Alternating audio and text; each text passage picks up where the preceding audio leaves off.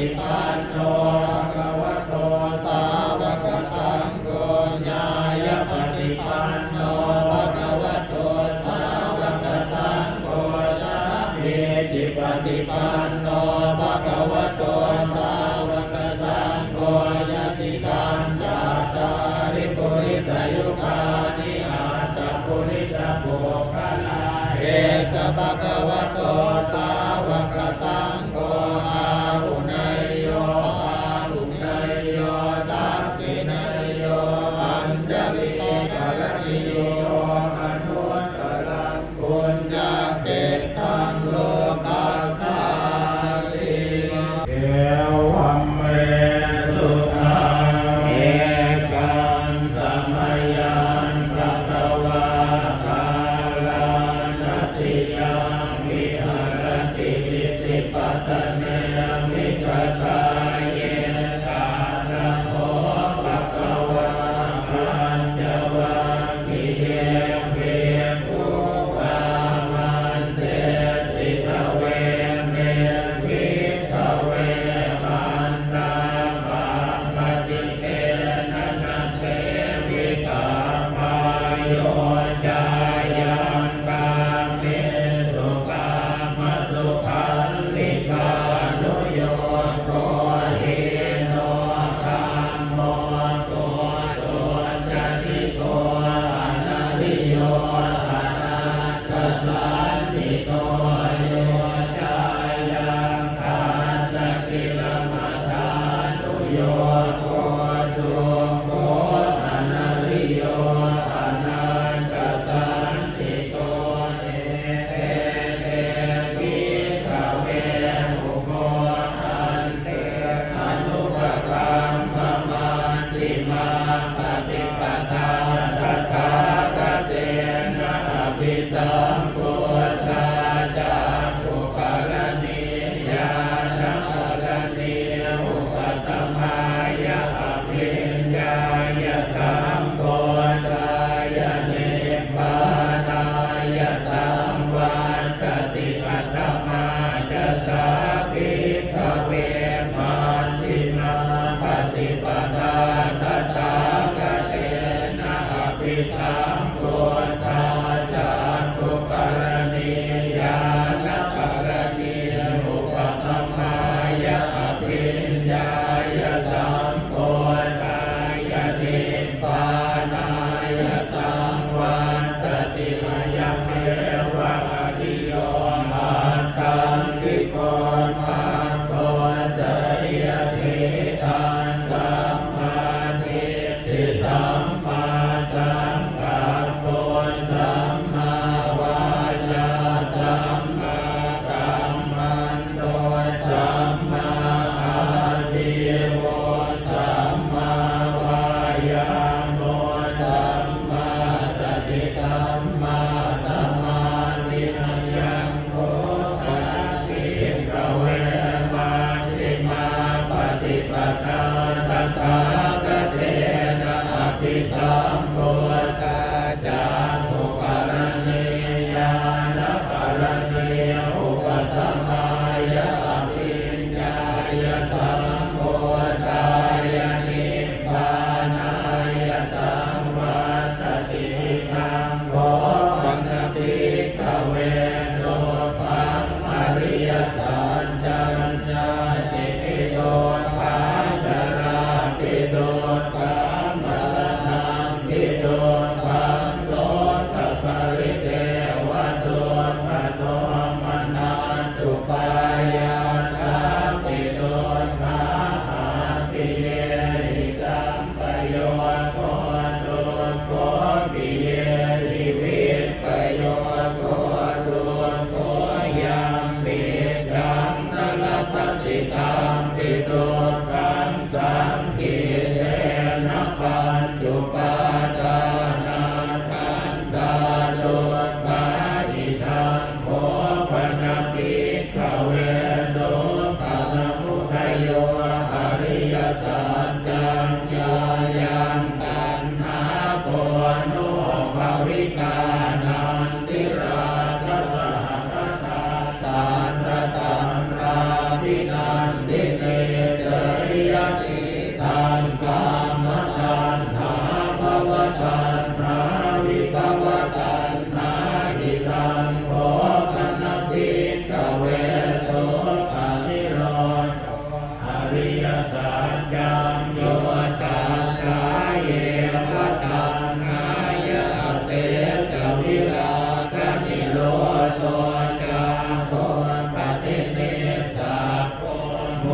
ติอนาลโยอิทังโตปนะภิกขเวทุกขานิโรธคามิเกปฏิปทาอริยสัจจังพยังเม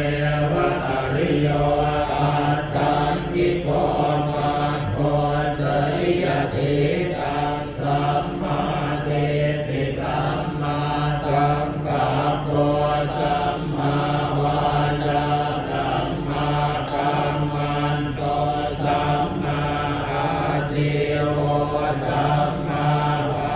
ยามะสัมมาสติสัมมาสมาธิ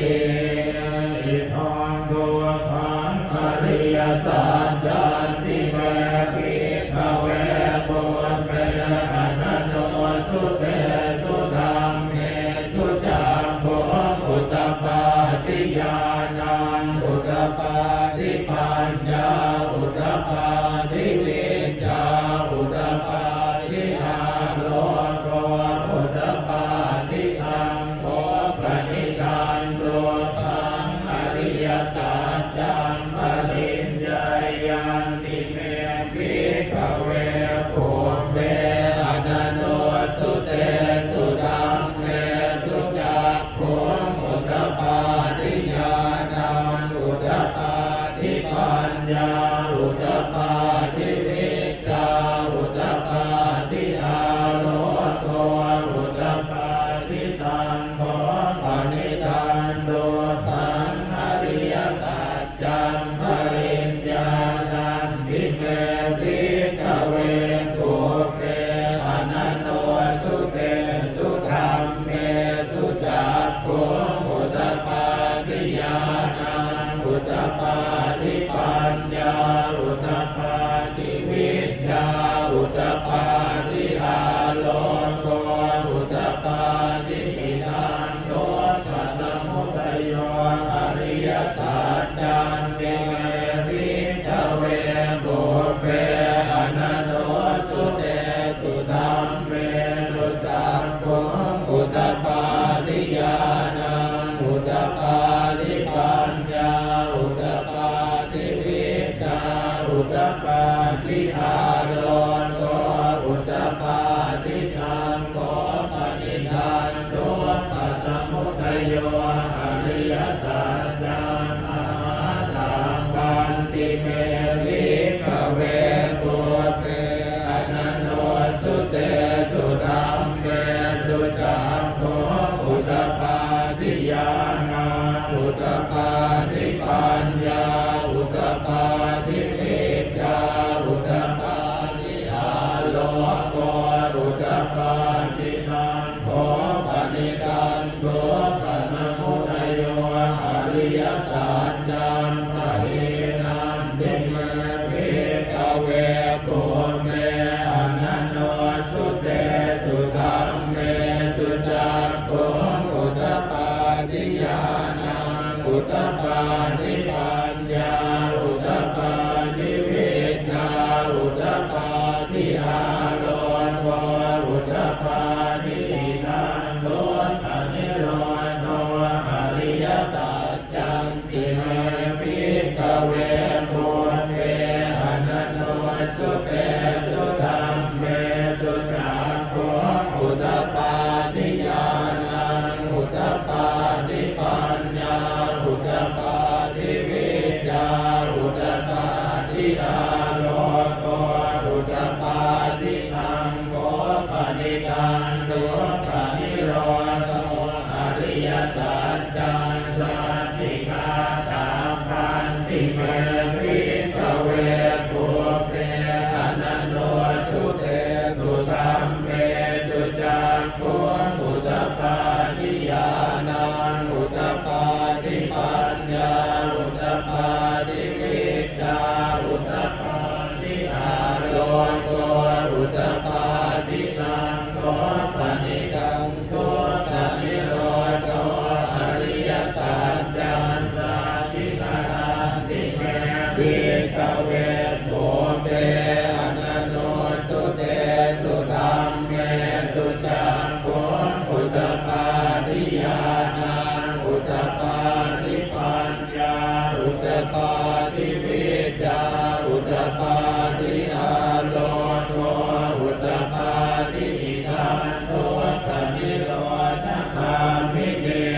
ฏิปทาอริยสัจจันติเมภิกขเวทุเพอนันโนสุเตสุธัมเมสุจักขุอุตตปาทิญาณังอุตตปาทิปัญญาอุตตปาทิวิชชาอุตตปาทิอาโรโกอุตตปาทินังโฆปนิกังทุกขนิโรธคามิเมปฏิปทาอริยสัจจันติมาเมตาปันติเมภิกขเวปุเปอนันโนสุเตสุธัมเมสุจักขุอุตตปาทิญาณังอุตตปาทิปัญญาอุตตปาทิวิชชาอุตตปาทิอาโลโกอุตตปาทินังโฆปนิกังทุกขนิโรธคามิเมปฏิปทาอริยสัจจังนาวิสันติเวภิกขเวปุเปอนันโนสุเตสุธัมเมสุจักขุอุตตปาทิญาณังอุตตปาทิปัญญาอุตตปาทิวิชชาอุตตปาทิอาโลโกอุตตปาทินาวกิวันจะเมภิกขเวภิกเวสุจันโนสุอริยสัจเจสุเอวันติปริวัตตังกวาทัสสะการังยถาภูตังญาณทัสสนังสตุวิโสตังอโหสิเทวตาวาหังภิกขเวสเทวเกโลเกสมาระเกสัพพมะเกสัสสมณพระมณิยาปัจจายตเทวมนุสสายอนุตตรังสัมมาสัมโพธิอภิสัมพุทโธปัญจญญาติญาโตนะโหมิภิกขเวทิเกสุจตุสุอริยสัจเจสุเอวันติปริวัตตังภวาทัสสะการังยถาภูตังญาณทัสสนังสุวิโสตังอโหสิยาหังภิกขเวสเทวเกโลเกสมาระเกสัพพะเกสัสสมณพระมณิยาปัจจายสเทวมโนสายอนุตตรังสัมมาสัมโพธิอภิสัมพุทโธปัจจญาสิงญาณัญจมนเมทัสสนังอุตตปาทิอโภปาเมวิโพติอายมันติมาจาตินันติตานิพุทธาภโวทิกัมโวจะภะคะวาอะธัมมนาปัญจวัคคียาภิกขุภะคะวะโตภาสิตังอภินังโภมิมันตมิจมนวัยยาการณัสสิปัญญาเนอายะสัมโนโหตัญญาสวิรจังวิจมลังธัมมจักขุอุตตปาทิยังกินทิสมุทัยธัมมังสัพพันธังนิโรธธัมมังติภวันติเตจะ